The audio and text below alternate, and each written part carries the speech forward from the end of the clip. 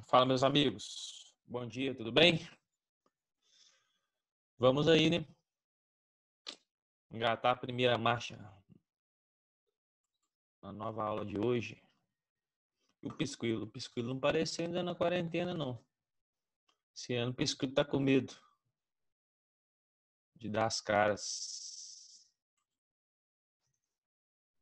Vamos ver se nós estamos gravando. Então, hoje nós vamos iniciar aqui com o sistema excretor.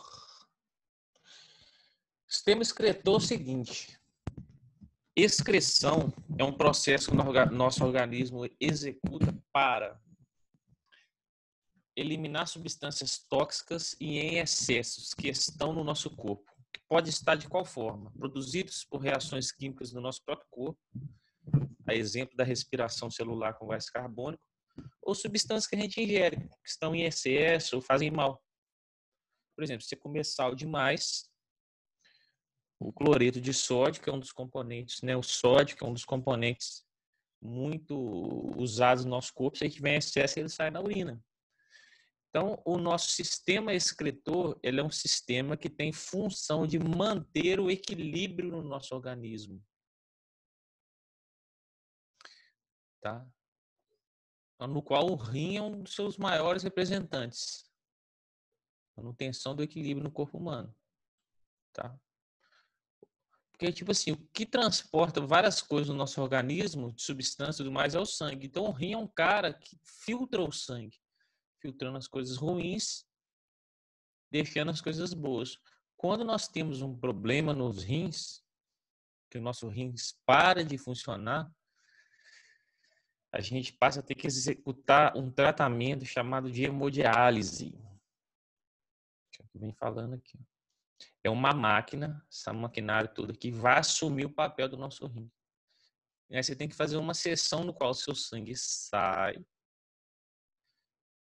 passa por essa bomba, passa por todo um processo aqui de filtração, depois volta ao seu corpo. Essa sessão pode durar de 4 a 6 horas. Dependendo do seu rim tá zerado, aí você tem que fazer isso todo dia. Se ele funciona alguma coisa 3 vezes por semana, aí você tem que ir lá no hospital e ficar sentado lá.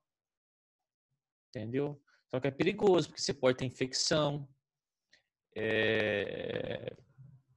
Você tem que usar uma água muito boa para fazer a lavagem desse processo aqui, porque isso está entrando dentro do corpo da pessoa.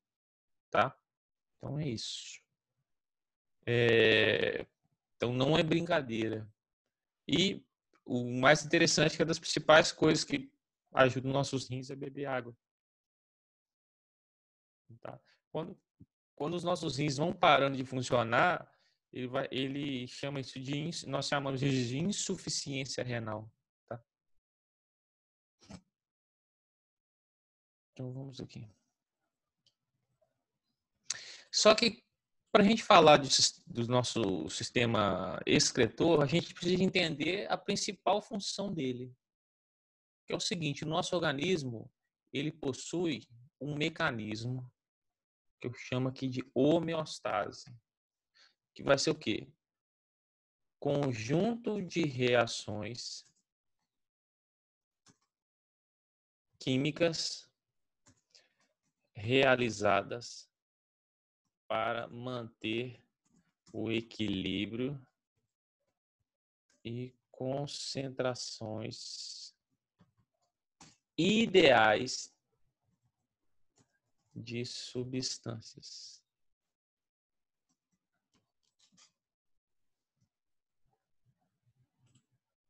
Então, isso aqui é o que eu chamo de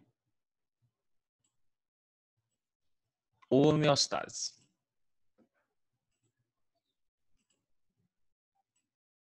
Beleza?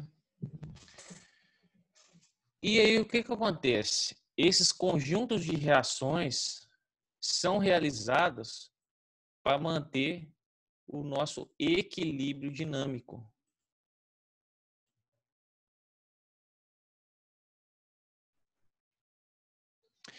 O que é o equilíbrio dinâmico? Gente, quando a gente fala de algo está em equilíbrio, é algo que está em quê?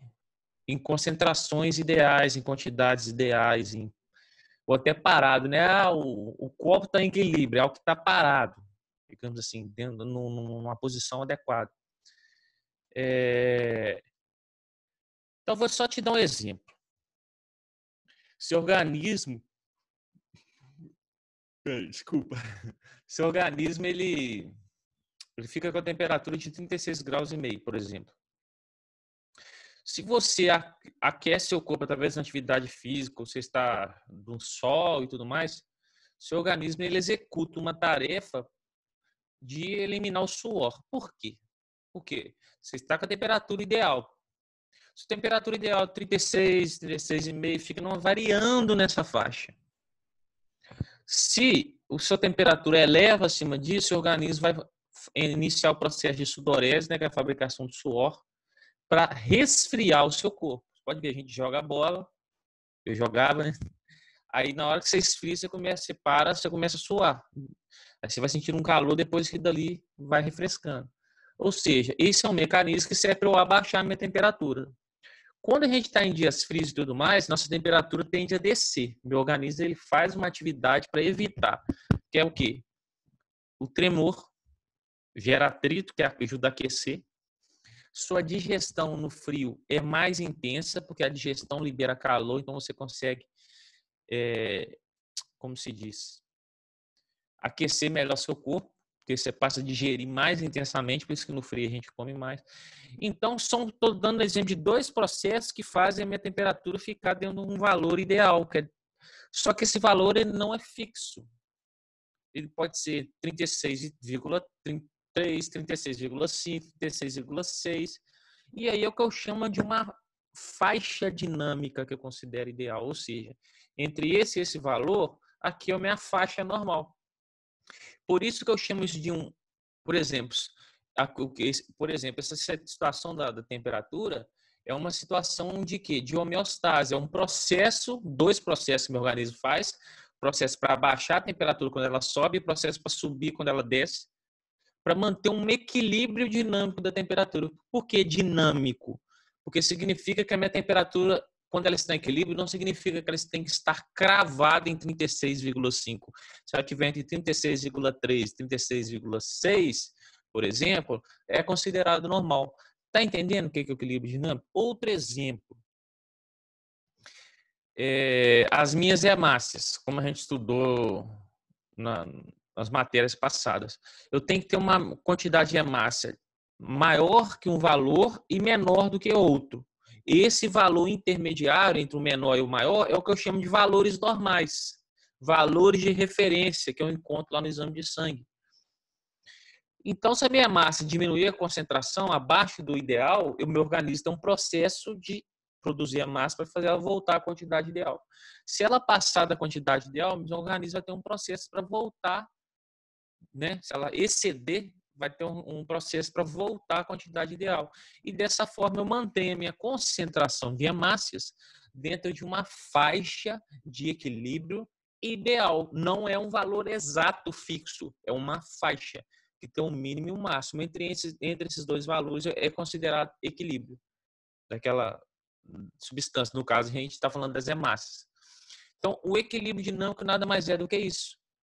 Do que valores mínimos e máximos de substâncias e concentrações do nosso corpo.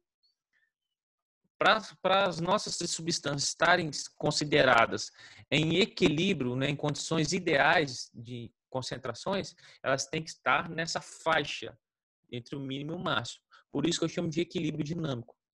Tudo que acontece no meu corpo, que faz qualquer concentração, qualquer substância ou característica do meu corpo sair fora do mínimo e do máximo, seu organismo ele tem mecanismos para fazer as coisas voltarem dentro dessa faixa de mínimo e máximo.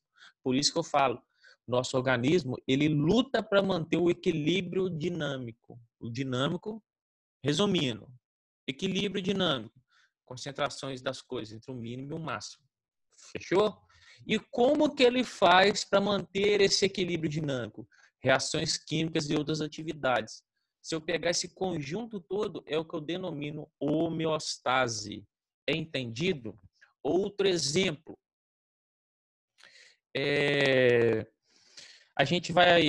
nós vamos comendo carne e outras coisas que têm proteínas. Quando eu digiro proteínas, eu vou produzindo substâncias tóxicas que meu organismo vai trabalhando e vai eliminando essas substâncias pela minha urina, por exemplo, que vai formar ureia lá, que é muito fácil de se ver no exame de urina. Então, o que acontece? A substância, vamos supor, vou digerindo proteínas, essa substância que é tóxica, ela vai passando acima do nível que meu corpo consegue lidar com ela, né, o nível permitido. Aí, o que acontece? Esse excesso, meu organismo vai fazer um processo para eliminá-lo, para manter a concentração dessa substância tóxica dentro de valores que meu organismo consegue lidar com ela. Então, esse é um dos exemplos. Nós temos vários, cara. Vários, tá? E o que é a tal da excreção?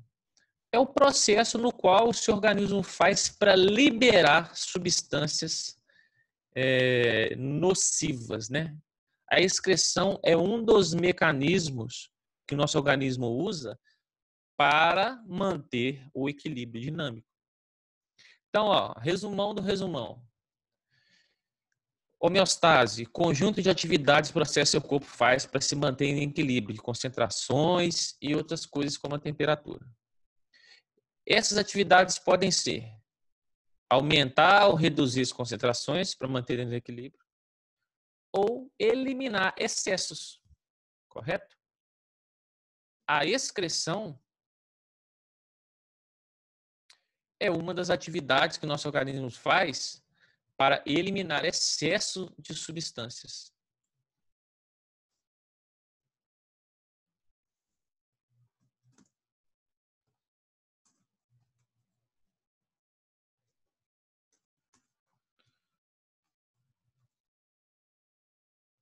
Para eliminar os excessos de substâncias no nosso organismo. Tá? Igual o CO2, ele é tóxico, a gente aprendeu isso. O seu organismo faz o que para eliminar ele? É um processo de expiração, que é jogar isso para as células, né? Para as hemácias, que o CO2 vai com as hemácias para a célula junto com a glicose faz respiração celular na mitocôndria, produz energia, água e CO2. Esse CO2 tem que ser eliminado, porque ele é tóxico. Aí o que o nosso organismo faz? Vai sumir meu negócio aqui. Aí nosso organismo vai lá e vai eliminar isso através do processo de expiração. Beleza? Peraí que o negócio me deu uma sacaneada aqui. Ah, tá de brinquedo, né?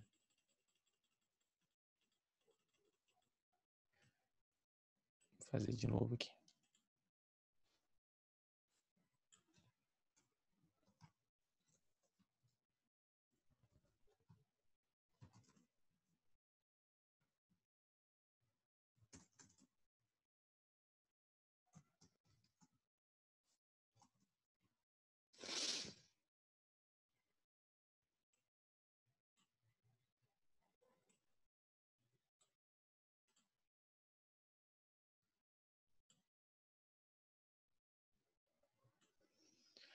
Então está aí. Vamos seguir o baile aqui.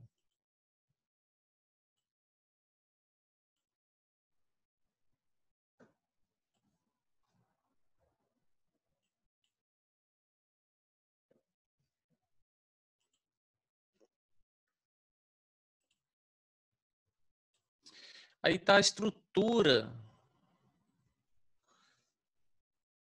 de um dos nossos sistemas excretores. O nosso sistema excretor vai ser dividido em sistema urinário e outros sistemas. Vamos nos concentrar no primeiro deles, tá?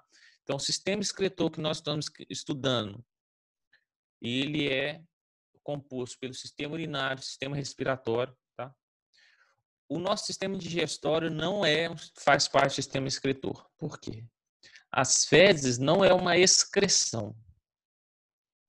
Excreção é o nome que eu dou para toda substância que faz mal ao meu organismo e que está em excesso. As fezes são resto de alimentos que não conseguem ser digeridos no nosso corpo. É o que não é aproveitado. Então, por isso, as fezes não são consideradas como uma excreção. Aqui nessa página fala, ó, os excrementos ou fezes não são excretas, uma vez que representam substâncias que foram ingeridas durante a alimentação que não foram digeridas. Tá, pessoal? Então, isso aqui é muito importante. Então, nosso sistema excretor vai ser composto pelo sistema urinário e o sistema respiratório também faz parte desse processo. O principal é o sistema urinário. O sistema urinário retira substâncias tóxicas presentes no sangue e elimina na urina. Tá? Quem são as estruturas que os compõem? Os rins, os uréteres, que são esses tubos que ligam os rins, levando as suas substâncias absorvidas e filtradas pelos rins para a nossa bexiga. E, por final, é a uretra, que é o tubinho que passa dentro do pênis do homem, ou que tem no canal vaginal da mulher, que é o tubinho por onde sai o xixi. Beleza? E aqui de extrema importância, ó, as artérias e as veias. Vamos ver isso aqui, ó. Aqui tá melhor.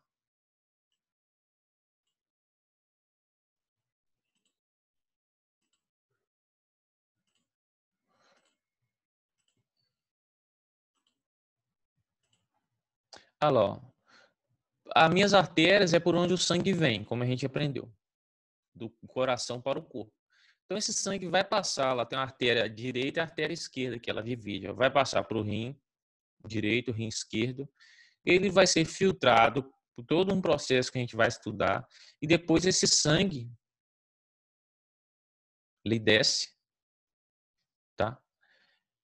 As pernas e tudo mais, tá? E aí, no caso aqui, ó, ele é filtrado e volta por essas veias aqui em azul, ó. Tá vendo? Ó? Entenda bem, ó. A bolinha, ó. Desce o sangue, filtra. Aí depois que ele foi filtrado, a parte ruim vai parar na nossa urina. E a parte boa vai voltar aqui pelas veias. Entendido? A gente faz esse processo várias vezes durante o dia. A gente pode filtrar 2.000 litros de sangue durante o dia. A gente vai ter em torno de 5 litros de sangue. Tá? Então, é um processo que você está fazendo direto. Então, quando isso para de acontecer, você tem que entrar naquela máquina lá no começo, lá, que é o que a gente chama de máquina para fazer a hemodiálise. Ok?